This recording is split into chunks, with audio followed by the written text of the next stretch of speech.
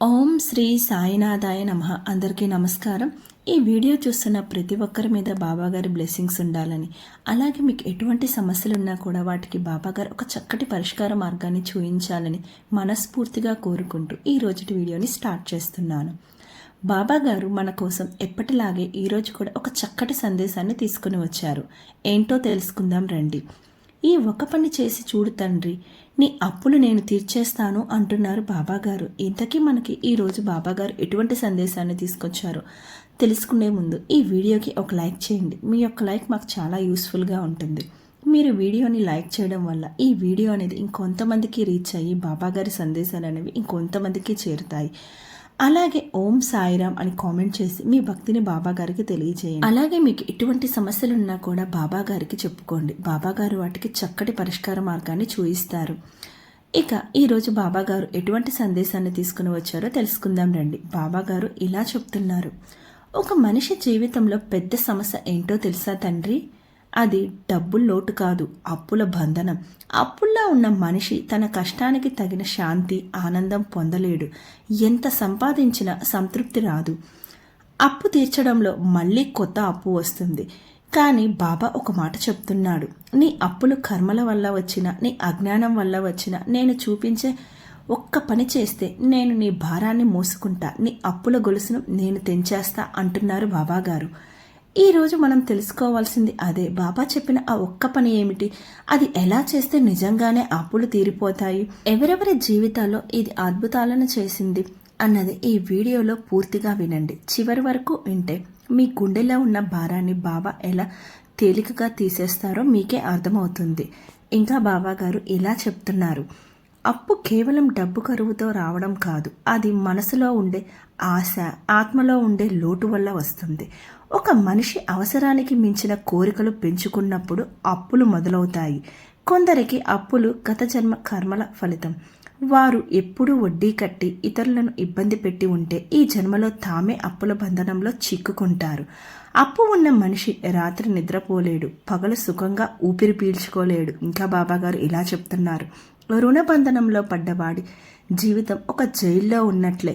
మనిషి మనసుకు శాంతి ఉండదు. కానీ సత్య మార్గంలో నడిచిన వాడిని నేను విముక్తి చేస్తా అంటున్నారు బాబాగారు. ఇంకా బాబాగారు ఇలా చెప్తున్నారు. అప్పుల నుంచి బయటపడడానికి బాబా చెప్పిన ఒకే ఒక్క మార్గం ఏంటో తెలుసా బిడ్డ అంటున్నారు. ఆ మార్గం ఏంటంటే దానం ప్లస్ నమ్మకం ప్లస్ ప్రార్థన అనే ఈ 3 కీలక అంశాలనేవి మీ జీవితంలో ముఖ్యమైనవి. మొదటిగా దానం గురించి తెలుసుకుందాం. నీ దగ్గర ఎంత చిన్నది ఉన్నా పంచుకో.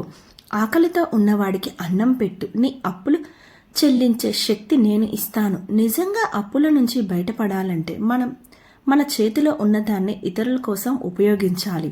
బాబా వద్ద షిరిడీకి వచ్చే భక్తులు కూడా అప్పుల సమస్యలతో బాధపడుతూ ఉండేవారు. వారికి బాబా ఆహారం పెట్టండి, పేదవారిని గౌరవించండి, అప్పుడు నేను నీ భారాన్ని మోస్తాను అని చెప్పేవాడట. బాబా ఇంకా ఇలా చెప్తున్నారు. రెండవది నమ్మకం తల్లి. నమ్మకం లేకుండా ఏ పని జరగదు. నువ్వు అప్పులు తీరుతాయని నమ్మితేనే తీరుతాయి. నేను నీ వెనక ఉంటాను అని నమ్మాలి. మనసులో ఎప్పుడూ అనుమానం పెట్టుకోకూడదు. బాబాను ఒక తల్లిగా భావించి, అమ్మ బాబా నన్ను అప్పుల నుండి బయటపడేలా చెయ్యి అని విశ్వాసంతో ప్రార్థించాలి. మూడవది ప్రార్థన తల్లి. ప్రతిరోజు ఒక చిన్న పూజ చేయాలి. బాబా పేరును స్మరించాలి. ముఖ్యంగా ఓం సాయి శ్రీ సాయి జయ జయ సాయి అనే మంత్రాన్ని జపిస్తే అప్పుల బంధనం కరిగిపోతుంది. బాబా ముందు 11 దీపాలు వెలిగించి నా అప్పులు తీర్చు అని నిజాయితీగా చెప్పినప్పుడు ఆయన దైవ కరుణ మన మీద పడుతుంది. ఇంకా బాబాగారు ఇలా చెప్తున్నారు. ఒకసారి షిరిడీకి ఒక వ్యాపారి వచ్చాడు. అతనికి చాలా అప్పులు ఉన్నాయి. ఎంత సంపాదించినా వాటిని తీర్చలేకపోయాడు. ఆ రాత్రి నిద్రపోకుండా వడ్డీదారుల తలుపులు తడుతూనే ఉంటారు. ఆ జీవితం నరకంలా మారింది. అతను బాబా వద్దకు వచ్చి, బాబా నేను పాపం చేసిన వాడినే అయి ఉంటాను. నా మీద అప్పుల భారాన్ని ఎవరు తగ్గిస్తారు అని ఏడ్చాడు. అప్పుడు బాబా ఇలా అన్నారు. నీ చేతిలోని అన్నాన్ని ఆకలితో ఉన్న వాడితో పంచుకో. నీ దగ్గర ఎంత చిన్న సొమ్ము ఉన్నా దానిలో కొంత మంచి పనికి ఉపయోగించు. నేను నీ అప్పుల తాళం తీయగలను. ఆ వ్యాపారి బాబా మాటలు విని ప్రతిరోజు పేదవారికి భోజనం పెట్టడం మొదలుపెట్టాడు. విశ్వాసంతో బాబాను జపించాడు. 6 నెలల్లోనే అతని వ్యాపారం లాభం తీసుకుని వచ్చింది. 1 సంవత్సరంలో అప్పులన్నీ తీరిపోయాయి. ఆయన చివరగా చెప్పిన మాట, బాబా ఇచ్చిన ఒక ఉపాయం నా జీవితాన్ని మార్చేసింది, అప్పుల జైలు నుండి బయటకు రప్పించింది అని అన్నాడు. ఇంకా బాబాగారు ఇలా చెప్తున్నారు, నీకు అప్పులు ఉంటే పేదవారికి ఆహారం పెట్టు, అది నా దగ్గరకు చేరుతుంది. నేను అన్నపూర్ణిని. నేను నీ కడుపునే కాదు, నీ కష్టాల భారాన్ని కూడా నింపుతాను. నన్ను ఒక్కసారైనా నమ్మి పిలిచావంటే నీ సమస్యలో సగం తీరిపోతుంది. ఇంకా అప్పుల బారి నుండి నువ్వు బయటపడాలంటే చేయవలసిన ఆచరణ ఏంటో తెలుసుకో తల్లి అంటున్నారు బాబాగారు. ప్రతిరోజు ఉదయం లేదా సాయంత్రం బాబా ముందు దీపం వెలిగించండి. ఓం సాయి శ్రీ సాయి జయ జయ సాయి అనే మంత్రాన్ని కనీసం 108 సార్లు జపించండి. ప్రతి గురువారం ఒక పేదవాడికి భోజనం పెట్టండి. అప్పులు తీర్చుకోవాలని బాబా ముందు నమస్కరించండి, కానీ అదే సమయంలో వృధా ఖర్చులు తగ్గించండి. అప్పుల నుంచి బయటపడిన తర్వాత తప్పక కృతజ్ఞతతో బాబాకు దానం చేయండి. ఇంకా బాబాగారు ఇలా చెప్తున్నారు, ఈ ఒక్క పని చేసిన వాడి జీవితం మారిపోతుంది అంటున్నారు బాబాగారు. ఇంతకీ ఆ పనేంటో తెలుసుకుందాం రండి. నేను అతని అప్పులు తీర్చేస్తాను, నేను అతని కడుపు నింపుతాను, నేను అతని కన్నీళ్లు ఆపుతాను. అప్పు కేవలం డబ్బు కాదు, అది ఒక బంధనం. నేను ఆ బంధనాన్ని తెంచేస్తాను. అప్పులు మన జీవితాన్ని నాశనం చేసే గొలుసు లాంటివి, కానీ బాబా చూపిన మార్గం ద్వారా దానం, నమ్మకం, ప్రార్థనతో మనం ఆ గొలుసుల నుండి బయటపడవచ్చు. కాబట్టి ఈ రోజు నుంచి మొదలు పెట్టండి. ఒక పేదవాడికి అన్నం పెట్టండి, బాబా పేరును జపించండి, మీ మనసులో నమ్మకం ఉంచండి. మీ అప్పులు ఎంత పెద్దవైనా బాబా వాటిని తీర్చగలుగుతాడు. తల్లి, నీకు ఇంకా నమ్మకం కలగటం లేదు కదా, నీకు నిజమైన ఒక సంఘటన చెప్తాను, శ్రద్ధగా విను అంటున్నారు బాబా గారు. అప్పుల నుంచి విముక్తి పొందిన ఒక భక్తుని అనుభవం తెలుసుకుందాం రండి. ఒక రైతు షిరిడీ బాబా దగ్గరకు వచ్చాడు. అతనికి పొలాలు ఉన్నాయి, కానీ పంటలు పండక అప్పుల్లో కూరుకొని పోయాడు. వడ్డీదారులు ఇల్లు దక్కించుకోవటానికి సిద్ధమయ్యారు. ఆ రైతు బాబా దగ్గరకు వచ్చి ఏడ్చాడు. బాబా అతనిని చూసి ఇలా అన్నారు, నీ పొలంలో పంట పెరగకపోవడం నీ పాపం వల్ల కాదు, నీలో ఉన్న నిస్సహాయత వల్ల. ఈ రోజు నుంచి ప్రతి పంటకు నా పేరు పెట్టు. పంటను అమ్మిన తర్వాత 1 వంతు పేదలకు సహాయం చెయ్యి, నేను నీ అప్పులు తీర్చేస్తాను అన్నారు. రైతు అలాగే చేశాడు. 3 సంవత్సరాల్లో అతను అప్పులన్నీ తీరిపోయాయి. అతని జీవితం ఆనందంగా మారింది. అతను చివర్లో చెప్పిన మాట, నా అప్పులు తీర్చింది నా కష్టం కాదు, నా విశ్వాసమే అని. ఇంకా బాబాగారు ఇలా చెప్తున్నారు, శివరాం అనే ఉద్యోగి కథ కూడా వినండి తల్లి అంటున్నారు. శివరాం అనే వ్యక్తి మంచి ఉద్యోగం చేసేవాడు, కానీ అతని కొడుకు అనారోగ్యంతో హాస్పిటల్ ఖర్చులు పెరిగిపోయాయి. అప్పుల్లో కూరుకొని పోయాడు. స్నేహితుల దగ్గర కూడా తీసుకున్నాడు, కానీ తిరిగి వారికి రీపే చేయలేకపోయాడు. ఒకరోజు కలలో బాబా అతనికి కనిపించి ఇలా అన్నారు, నీ అప్పులు తగ్గించుకోవాలంటే ప్రతి గురువారం ఒకరోజు పేద పిల్లవాడికి సహాయం చేయి. నీ కొడుకుకు వచ్చిన కష్టం కూడా నేను తగ్గిస్తాను. అతను అలా చేశాడు. 2 సంవత్సరాల్లోనే అప్పులు తీరాయి. అతని కొడుకు కూడా వెంటనే కోలుకున్నాడు. ఇంకా బాబాగారు ఇలా చెప్తున్నారు, అప్పు అనేది ఒక కర్మ రుణం.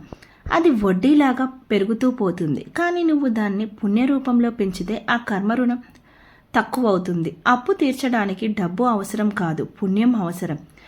ఇది ఒక పెద్ద రహస్యం. మనం అప్పులు తీరాలని ఎన్ని ప్రయత్నాలు చేసినా పుణ్యం పెంచకపోతే అప్పుల గొలుసు తెగదు. ఇంకా బాబాగారు ఇలా చెప్తున్నారు, వృధా ఖర్చులు మానివేయాలి. బాబా చెప్తున్నారు, అవసరానికి మించి ఖర్చు చేసేవాడికి అప్పులు తప్పవు అని. సత్య మార్గం నడవాలి. ఎప్పుడూ అబద్ధం చెప్పి డబ్బు సంపాదించకూడదు. 3వది, ప్రతి ఆదాయంలో కొంత భాగం దానం చేయాలి. ఎంత చిన్నదైనా సరే బాబా పేరుతో పంచుకోవాలి. ప్రతిరోజు బాబా నామస్మరణ చేయాలి. ఉదయం సాయంత్రం బాబా పేరును ఒక్కసారైనా తలుచుకోవాలి.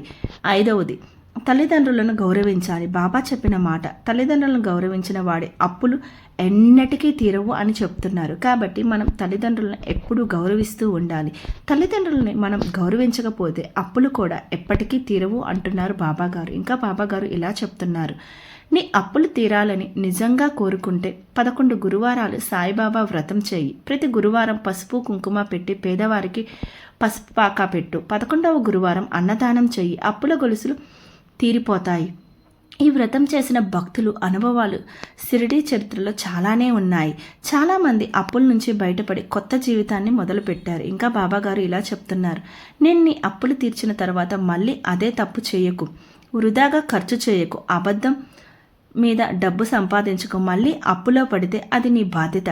అంటే బాబా ఒకసారి మనల్ని రక్షిస్తాడు, కానీ రెండవసారి మళ్ళీ అప్పుల్లో పడితే అది మన తప్పు అవుతుంది అంటున్నారు బాబాగారు. ఇంకా బాబాగారు ఇలా చెప్తున్నారు, అప్పుల్లో ఉన్న వాళ్ళు ఎక్కువగా నా జీవితం అయిపోయింది, నేను బయటపడలేకపోతున్నానని భావిస్తారు. కానీ బాబాగారు ఇలా అంటున్నారు, నువ్వు ధైర్యంగా ఉండు, నేను ఉన్నాను కదా. అప్పుల గొలుసు ఎంత గట్టిగా ఉన్నా నా చేతిలో ఉన్న కత్తి దానిని తెంపేస్తుంది. నీ కన్నీళ్లకు నేను తండ్రి అంటున్నారు. ఇంకా బాబాగారు ఇలా అంటున్నారు, తల్లి, అప్పు ఒక రుణం కాదు, ఒక పరీక్ష. బాబా ఇచ్చిన ఈ మార్గం దానం, నమ్మకం, ప్రార్థన ఎవరైనా పాటిస్తే అప్పుల గొలుసులు కరిగిపోతాయి. నువ్వు నా మీద నమ్మకం ఉంచితే నేను నీ అప్పులు తీర్చేస్తాను, నీ భారాన్ని మోసేస్తాను. నువ్వు సుఖంగా ఉండాలని నేను కోరుకుంటున్నాను అంటున్నారు బాబాగారు. చూసారా బాబాగారు మన కోసం ఎంత చక్కటి సందేశాన్ని ఈరోజు తీసుకుని వచ్చారో.